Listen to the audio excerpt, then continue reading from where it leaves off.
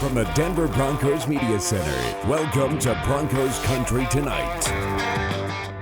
Welcome to Broncos Country Tonight. Ryan Edwards and Benjamin Allbright here. We're going to be breaking down the Broncos and Chiefs game. But before we do that, I want to offer our thoughts, our prayers for Damar Hamlin and his family, the entire Buffalo Bills community. I know that was a very shocking moment that happened last night on Monday Night Football. And certainly I know we here in the studio are thinking about him, thinking about his family. Before we talk football, I thought it'd be appropriate we give a couple of moments to talk about him. Yeah, absolutely. Thoughts with him, thoughts with his family at this trying time still, obviously at this recording in critical condition and all that. So hoping he pulls through. Absolutely. Okay. All right. So, Ben, we do want to talk about this game a little bit here because there was a couple of nice moments there for the Broncos, I think, as they showed a lot more fight than they did in the previous game against the LA Rams. And I expected that. We talked about the interim coach bump. We talked about people sort of narrowing in and focusing in on the task at hand. What were some of your big picture takeaways on the way they performed against the Kansas City Chiefs? I thought they could have stood to run the ball a little bit more. They weren't as effective, I think, as they wanted to be. But I think overall the offense was. There were moments there where the offense certainly looked more effective than it had. I thought the pacing of the offense and just the general demeanor looked more professional than it had in quite some time. And I think that's the biggest thing. Everything looked in sync, whether or not they were being effective in completing passes or runs or whatever. Everything looked kind of in sync. It looked like a pro football team should look. And it felt like it hasn't always looked that way this year. Sometimes it felt like it looked like a bunch of guys showed up to play football. So I think that's a testament to Jerry Rossberg and his ability to kind of recenter this team on you're a professional, you're here to do a job, that kind of thing, and having an adult in the room. So I would say that I definitely saw as a positive. Felt like special teams looked, a lot better. I was going to point that out for sure. Certainly. And so that's something to keep your eye on. Montrell getting deactivated was a huge surprise, I think, to a lot of people. So, maybe that message was sent, and hopefully he can get another shot at, this next game at being able to show what he can do. There were some injuries in that game. I wanted to see more from Marlon Mack, but the hamstring injury, now we're not going to get to see it. Dalton, of course, with the elbow, he's not going to get to finish the season. Maybe his last game in a uniform as a Bronco, depending on how the contract situation goes there. So a lot of things to kind of keep your eye on as we head into this offseason, but I felt it looked better. Whether or not they won the football game, it looked better. Yeah, and I understand for some people they were like, we're not into moral victories, and I know the players aren't either. The players wanted to snap the 14-game losing streak now at 15. That was the goal. And now the goal, of course, is to beat the LA Chargers so you don't get swept by the division this year. But the point being from this game, I think you're 100% right. I mean, it was one of those deals where they didn't feel like at sometimes in some of these games where they just really didn't belong in the same field as the elite teams, right? They looked like they were going toe-to-toe. Now, it's a conversation about Kansas City playing down to their opponents.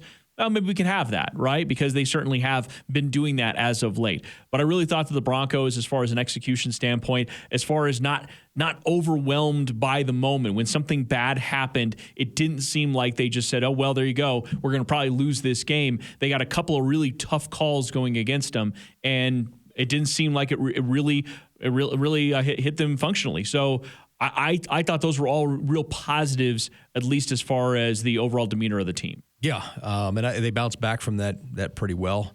There were a few moments in there where you kind of looked at the refs and kind of like, wait a minute, what do you see in here? I know everybody was in arms about the Cortland Sutton play, although he extended the arm, so it's always going to get called. If you're not an elite receiver or viewed as an elite receiver in this league, if you extend the arm, it's going to get called whether we like it or not. And yeah, I think the defender interfered with him first, so let me get that out of the way. I'm rolling my eyes at you right now. But you're like the one dude on Twitter that's like, but everybody, guess what? He did it too. Like, stop. He extended the arm. The Broncos fans are not going to be hearing that. Well, but whatever. In fact, even their analyst that came on said it's a no call. The same guy who had missed the previous two calls. Yes, Gene Steratore did. But his arm was going forward on the fumble. I agree. I think he missed every one of those. Is what I'm saying. Is that Gene Steratore? So there are different things. One of the things I did take away from this game was Russ wasn't hesitant to run. And I felt that. And I felt like that was a big thing. Even though he had been injured previously, even though he had concussions, he wasn't hesitant to run, wasn't hesitant to take off, and they need that. And Russ needs that component to his game to be successful. And it felt like he wasn't playing with one hand tied behind his back in that regard. Yeah, he uses mobility correctly. And I love the blocking. Holy cow, on that first touchdown that he took around the left side, you had Salbert, you had Cortland in there, you had not Mack, you had Edmonds out there blocking. I mean, holy cow, like textbook kind of play, and it's exactly what you want to see off the turnover there on special teams. And yeah, a little bit of a tip the cap to special teams as you were talking about. That's Jerry Rosberg's forte, and you had a block field goal, and you also had that fumble on the return by Tony. So I thought, hey, special teams has been not great this year, and so certainly that was a little bit of a turnaround and gave the Broncos opportunities. And it goes to show you oftentimes it gets so overlooked in almost all our conversations about offense and defense and those kinds of things. And that third phase and how big that can be if you can make plays. That was right there, gave you 7 points and then stopped 3 points. So a 10-point swing, which kept you in that game.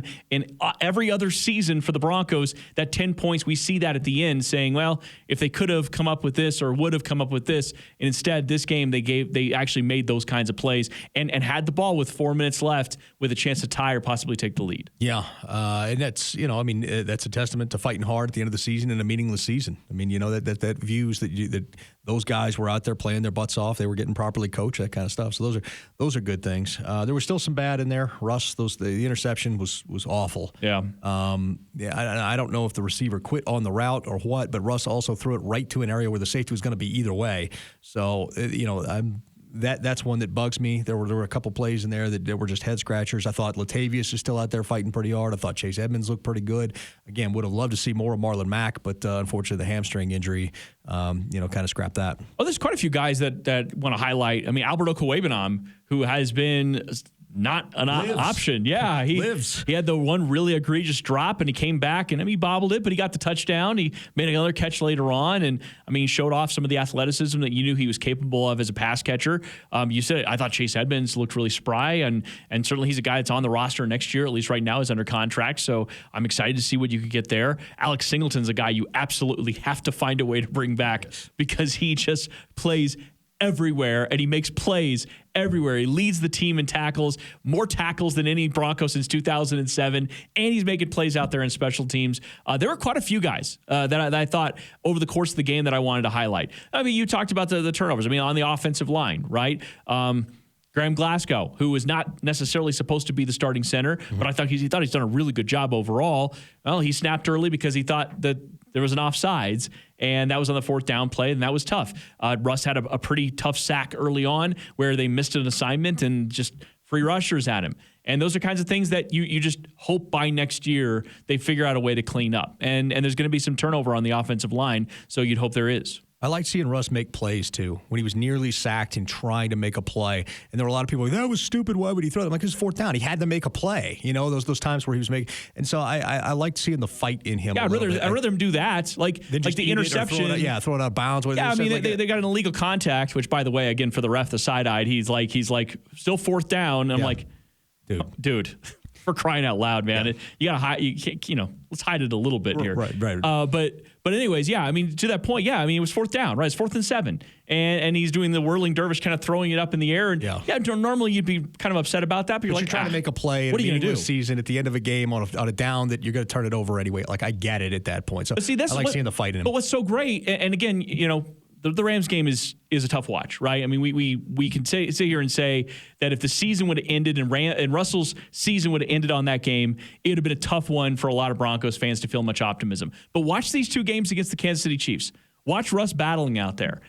So again, big picture, you're frustrated. The Chiefs game, it's one of those you're tired of losing to that team.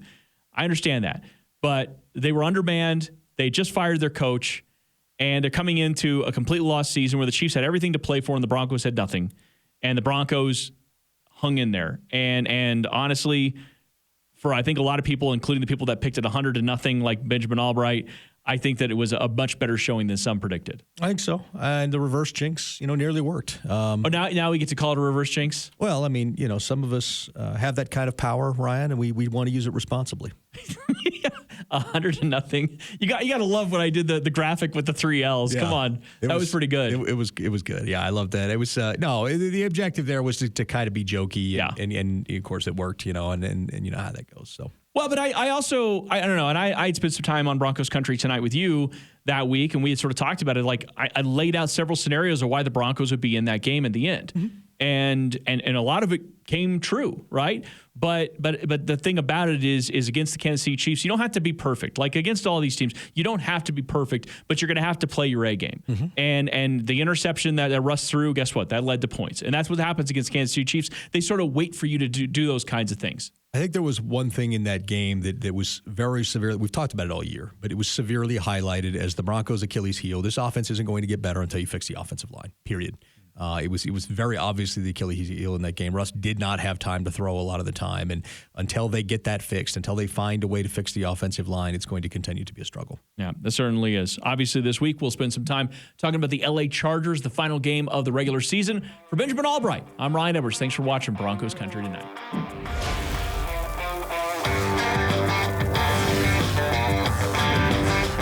Denver's gonna win it!